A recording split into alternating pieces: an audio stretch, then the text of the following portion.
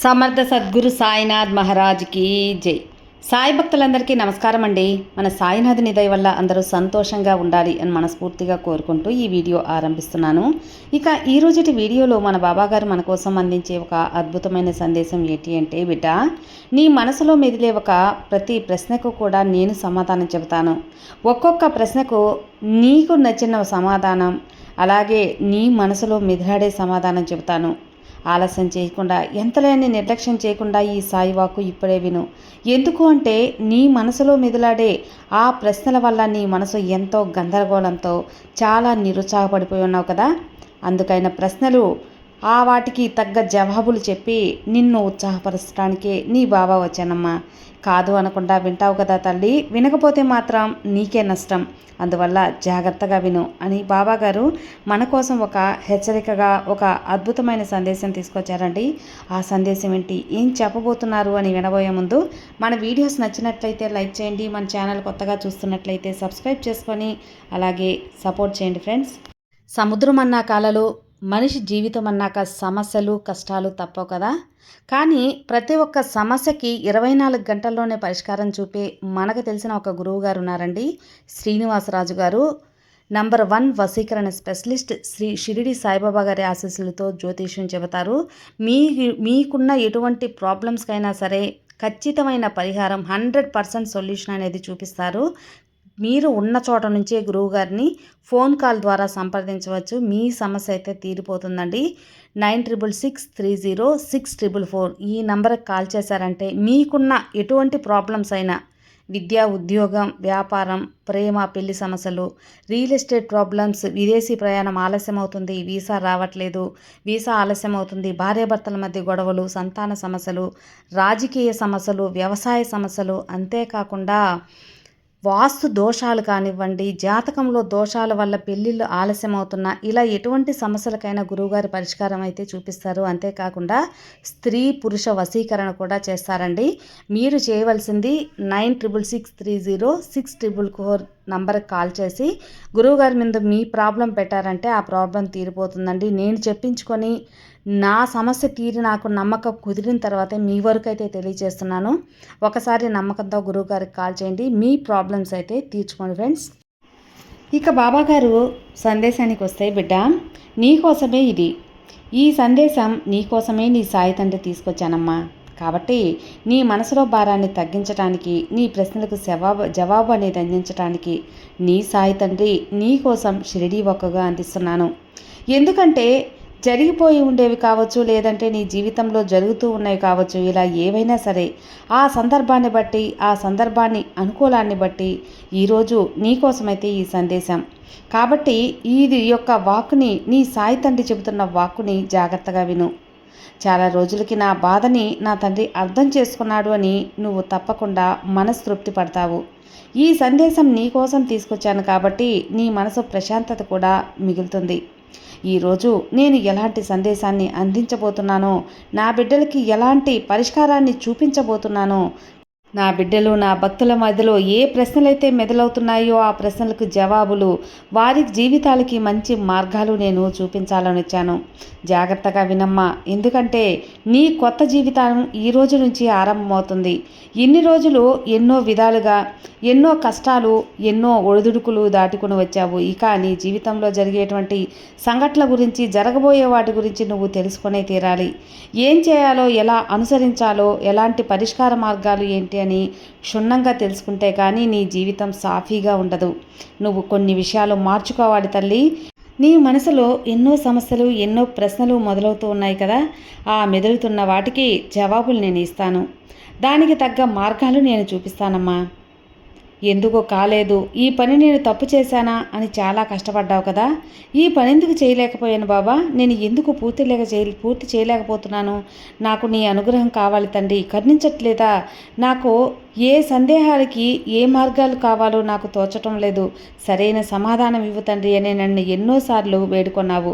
కేవలం నా భక్తుల యొక్క, నా బిడ్డల యొక్క బాధ తీర్చడానికే ఈరోజు ముందుకొచ్చానమ్మా.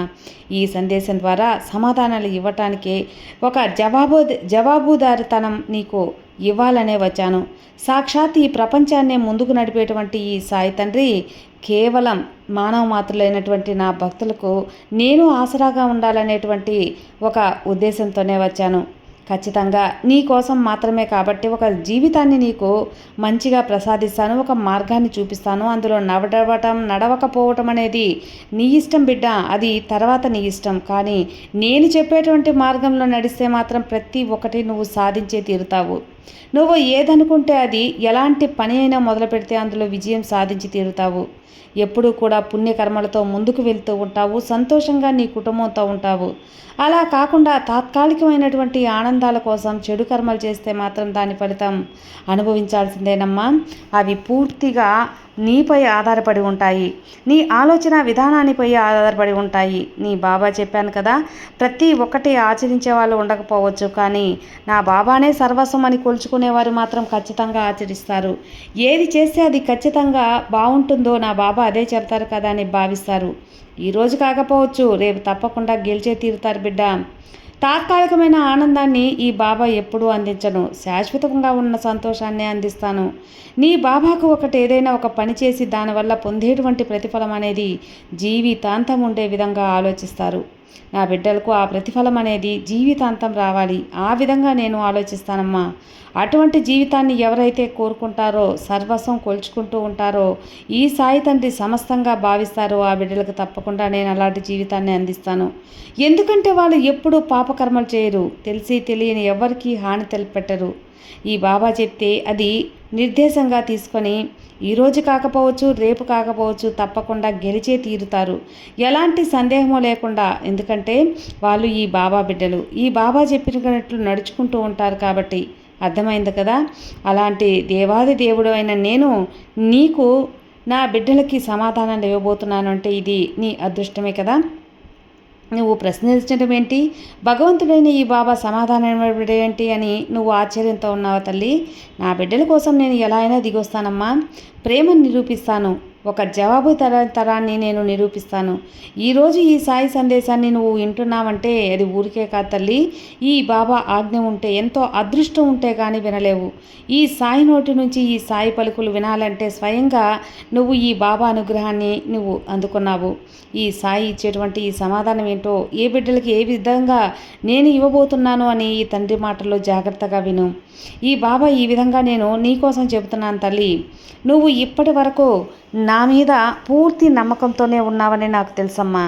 పూర్తి నమ్మకంగా ఇక నీకు కష్టాలు చాలు, బాధలు పడ్డవాటి అన్నిటికీ ముగింపు, అన్నిటికీ నేను అంతం చేస్తాను, అన్నిటినీ నేను ఖచ్చితంగా సరిచేస్తాను బిడ్డ. నా బిడ్డకు పూర్తి సంతోషాన్ని అందిస్తాను. ఇవేగా ఎన్నో రోజులుగా ఈ తండ్రి నువ్వు కూడా కోరుకుంటూ ఉన్నావు. నువ్వు కోరుకున్న విధంగానే ఎన్నో రోజులుగా కోరిన ఈ తండ్రి యొక్క దగ్గర పెట్టిన సంకల్పాన్ని నేను నెరవేరుస్తానమ్మా. బాబా ఇక వాటిని తట్టుకోవటం నా వల్ల కాదు, మంచి జీవితాన్ని ప్రసాదించు అని నా ఆశీర్వాదం కోసం పడిగాపులు కాచావు, నన్ను కోరుకున్నావు, నన్ను ఆరాధించావు. అలానే చేస్తానమ్మా. నీకు ఏదైతే మంచిదో అదే నేను అందిస్తాను. నువ్వు కోరుకున్న సంతోషాన్ని అందిస్తాను. అతి త్వరలో నీకు ఒక ఆనందకరమైన జీవితాన్ని నేను ప్రసాదిస్తాను బిడ్డ. ఇక నిశ్చింతగా ఉండు నా ఆశీర్వాదంతో. అది కూడా నీ మనసులో ఉన్న ఆ యొక్క విషయం కూడా జరుగుతుంది. అసలు నువ్వు దిగులు పడాల్సిన అవసరమే లేదమ్మా. నా బిడ్డలందరికీ కూడా వాళ్ళని కాపాడటం నా లక్ష్యం, వాళ్ళని ఆదుకోవటం నా బాధ్యత. ఒకరోజు నువ్వు నా దగ్గరకు వచ్చి సాయి తండ్రి నా సమస్యలకు పరిష్కారం చూపమని అడిగావు కదా బిడ్డ, అడిగావు కదా, గుర్తుందా? నీకు అలానే తప్పకుండా నీ సమస్యలకు నేను ముగింపు అనేది పలకబోతున్నాను. నువ్వు ఆ రోజు కోరిన వాటికి ఈరోజు ముగింపు అనేది అంటే ఇంత సమయం పట్టిందమ్మా నీ కర్మఫలాలు తీరేందుకు. ఒక్క విషయాన్ని గుర్తుపెట్టుకోను, నేను నీ కష్టాలు ఇచ్చాను అంటే ఆనందాన్ని కూడా ఇవ్వబోతున్నాననే అర్థం. అంతేకాని నువ్వు కష్టాల్లో కూరుకుపోతే ఈ బాబాకు సంతోషంగా ఉండదు. కష్టాల వెనుక ఆనందం దాగి ఉంటుంది అని అర్థం చేసుకో బిడ్డ. నీ యొక్క బాధలు ముగిశాక, నీ కష్టాలన్నీ తొలగిపోయాక ఆపై వచ్చేటువంటి ఆనందకరమైన జీవితం చాలా అంటే చాలా ప్రశాంతంగా, ఆనందంగా, చెప్పలేనంత ఆనందంగా ఉంటుందమ్మా. నీకు పట్టరాని ఆనందాన్ని కూడా కలిగిస్తుంది తల్లి అది. అందుకే ఇప్పుడు కష్టాలతో సతమతం అవుతున్నా నీకు ఒక మంచి జీవితాన్ని నేను ఏర్పాటు చేయాలని నిర్ణయం చేసుకున్నాను. ఆ నిర్ణయానికి నేను శ్రీకారం కూడా చుట్టాను. నువ్వు ఎప్పుడు ఏం చేయాలో, నువ్వు ఏ దిశా నిర్దేశాన్ని చేస్తావో, నువ్వు ఎలా నడవాలో, ఎలాంటి దారిలో వెళ్ళాలి అనేది నేను స్వయంగా నిర్ణయిస్తాను. నీ బాబా నీకు స్వయంగా నిర్ణయాలు ప్రకటిస్తాను. నువ్వు దిగులు పడాల్సిన అవసరం లేదు. నీ యొక్క జీవితాన్ని పూర్తిగా నేను మార్చేస్తానమ్మా. ఇందులో ఎటువంటి అనుమానం లేదు. నువ్వు అనుకున్నట్లుగానే ఎంతో అందంగా మారిపోతుంది నీ లైఫ్ అనేది. ఇక నిశ్చింతగా ఉండు. నా బాబా నాకు తోడు ఉన్నారని నమ్ము. ఎందుకంటే తప్పకుండా ఈ తండ్రి నిన్ను రక్షించుకుంటాడు కాబట్టి. నేను ఇచ్చిన మాట తప్పను కాబట్టి ఆ విషయం నీకు కూడా తెలుసు కదా బిడ్డ. అన్నిటినీ అందరినీ ఎదిరించి వాదనకు దిగే నువ్వు ఇప్పుడు నీ సాయి చెప్పేవి మాటలను విను. నీ సాయం చెప్పాలని నేను ఈ మాటలు నీకు చెప్పి నమ్మించి సర్దుకుపోవాలి అని చెప్పట్లేదు. అక్షరాలా జరిపిస్తాను కాబట్టి చెబుతున్నాను. మంచి మార్పు నీలో చూశాక నాకు ఎంతో ఆనందం కలిగింది బిడ్డ. అందుకు నేను నీకోసం ఒక బహుమతిని కూడా సిద్ధం చేశాను. ఆ బహుమతి ఎలా ఉంటుందంటే నీకు ఆనందాన్ని ఇస్తుంది. నీవు ఇంకా ఈ లోకంలో ఎప్పటికీ అందుకోలేని సంతోషాన్ని ఇస్తుంది. నీ సాయి ఆశీర్వాదంతో నువ్వు ఊహించని విధంగా నీ జీవితాన్ని మార్చి నీకు పట్టరాని ఆనందాన్ని కల్పించి నువ్వు అసలు చూసి ఎప్పుడు చూడని ఊహించని విధంగా నీకు బహుమతి ఇవ్వబోతున్నాను. నా నీడ ప్రతి చోట నా బిడ్డలందరికీ భద్రంగా ఉంటుందమ్మా. నా బిడ్డలందరినీ నేను అలా భద్రంగా స్వయంగా కాపాడుకుంటాను. నేనే నీ ఇంట అడుగు పెట్టబోతున్నాను. ఇక నిశ్చింతగా ఉండు. నీకు ఎలాంటి దిగులు కూడా అవసరం లేదు. సంతోషంగా ఈ సాయి తండ్రిని ఆహ్వానించు తల్లి. నీ బాధలోనైనా సంతోషంలో అయినా ఏ యొక్క విశేష రోజుల్లో అయినా ఈ బాబా నీకు అన్నీ చక్కబెట్టి నీ యొక్క అండగా అన్నీ నేను చూసుకుంటానని వాగ్దానం ఇస్తున్నాను.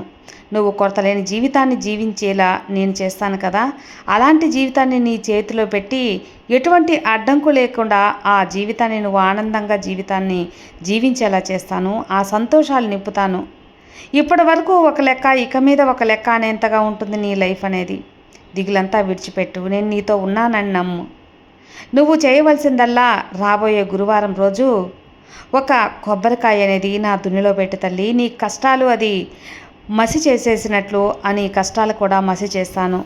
కొబ్బరికాయ కాలి బూడిద ఎలా అయిపోతుందో నీ అప్పులు కూడా పటాపంచలైపోతుంది. నిన్ను ఏ ప్రమాదము చుట్టుముట్టదు. ఏ యొక్క చెడు కూడా నిన్ను ఆవహించకుండా నేను కాపాడతాను. ఈ సాయి తండ్రి నీకు రక్షణ వలయంలా ఉంటాను. దుని వేడి అంటే ఎంత ఆ వేడికి నీ పాపాలన్నీ కరిగిపోయేలా చేస్తాను. నీ కళ్ళకి నేను కనిపించకపోవచ్చు, కానీ నీ మనసుకి ఈ బాబా తెలుస్తూ ఉంటాను. ఏదో ఒక ఆత్మీయమైన శక్తి నిన్ను రక్షిస్తూ ఉందని నువ్వు నమ్ముతావు. ఆ ఆత్మీయమైన శక్తి నిన్ను కాపాడుతూ ఉందని నువ్వు భావిస్తావు. ఆ శక్తి ఎవరో కదమ్మా, నువ్వు ఎంతో ప్రాణంగా కొలుచుకున్నటువంటి ఈ బాబానే. నువ్వు ప్రతి గురువారం కూడా ఆరాధిస్తున్న ఈ సాయినాథుణ్ణి. అర్థమైంది కదా తల్లి. చూడమ్మా, ఎప్పుడు కూడా ధైర్యాన్ని మాత్రం వదలకు. ధైర్యంగా ఉంటానని నాకు మాట ఇవ్వు. ధైర్యం ఉంటే ఏదైనా సాధించవచ్చు. ధైర్యం లేకుండా మనసులో భయం అనేది పెట్టుకుంటే ఏది సాధించలేవు, అడుగు కూడా ముందుకేయలేవు. అందుకే నీ సాయి పలుకుల్లో నీకు అండగా ఉంటానని వాగ్దానం ఇస్తున్నాను. అసలు భయం అనేది పక్కన పెట్టు. నీ బాబా ఉండగా నీకు భయం ఎందుకు చెప్పు. నువ్వు దేనికి అతిగా ఆలోచించవద్దు తల్లి. నీకు నీ సాయి నువ్వు అనుకున్నట్లు చేసే విధంగా నేను అన్నీ కూడా తయారు చేస్తానమ్మా. వాటిని అందుకోవడం మాత్రమే నీకు ఆలస్యం. నీకు ఏది కూడా వ్యతిరేకంగా జరగదు, అన్నీ అనుకూలంగా జరిగేలా చేస్తాను. నీ యొక్క జీవితాన్ని అలా రాసి పెట్టానమ్మా. ఇక ఈ తండ్రి రాసినట్టే నీ జీవితం అద్భుతంగా ఉంటుంది. ఇక నీకు ఎందుకు చెప్పు, దేనికి భయపడుతున్నావు? సంతోషంగా, నిశ్చింతగా, ధైర్యంగా ఉండు. నీ బాబా నీతో ఉండగా నీకు భయం ఎందుకు చెప్పు. సర్వే జనా సుఖినో భవంతు. జై సాయిరామ్.